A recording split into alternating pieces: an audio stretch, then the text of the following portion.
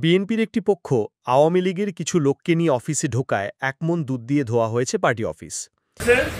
সেই সরকারের ধারাবাহিকতায় গতকালকে ছিল আমাদের ১ বছর বর্ষপূর্তি আনন্দ র্যালি, সকালবেলা ছিল। এই ঘটনা এলাকায় ছড়িয়ে পড়লে কৌতূহল সৃষ্টি হয়েছে। দুধ দিয়ে পার্টি অফিস ধোয়ার ভিডিও সামাজিক যোগাযোগ মাধ্যমে ছড়িয়ে পড়ে। এমন ঘটনা এলাকায় ব্যাপক আলোড়ন সৃষ্টি করেছে। ঘটনা ঘটছে গাজীপুরের কালিয়াকৈর উপজেলা বিএনপির দলীয় কার্যালয়ে।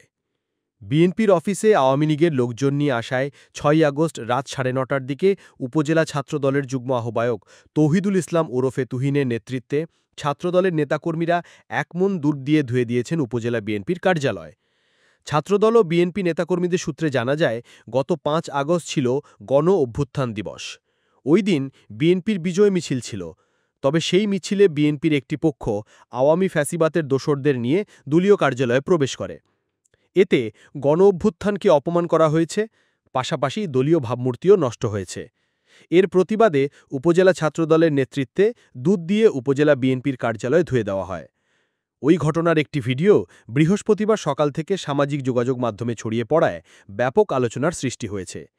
এ বিষয়ে কালিয়াকৈর উপজেলা ছাত্রদলের যুগ্ম আহ্বায়ক তৌহিদুল ইসলাম বলেন, ঐতিহাসিক গণ অভ্যুত্থান দিবস উপলক্ষে আমাদের একটি র্যালি ও মিছিল ছিল।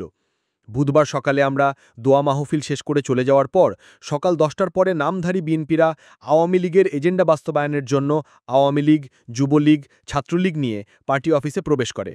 এতে আমাদের পার্টি অফিস কলঙ্কিত হয়েছিল। পরে আমরা এক মণ দুধ দিয়ে পার্টি অফিস ধুয়ে ফেলি। বিএনপির কেন্দ্রীয় কমিটির শ্রম বিষয়ক সহসম্পাদক হুমায়ুন কবির খান বলেন, এই বিষয়ে আমি কোনো মন্তব্য করতে পারব না। গাজীপুর জেলা বিএনপির সদস্য সচিব চৌধুরী ইশরাক আহমেদ বলেন, কিছু ছেলেপেলে দুধ দিয়ে অফিস ধুয়ে ভিডিও করেছে দেখেছি। ওরা কে কি করল সেগুলো দেখার বিষয় নয়।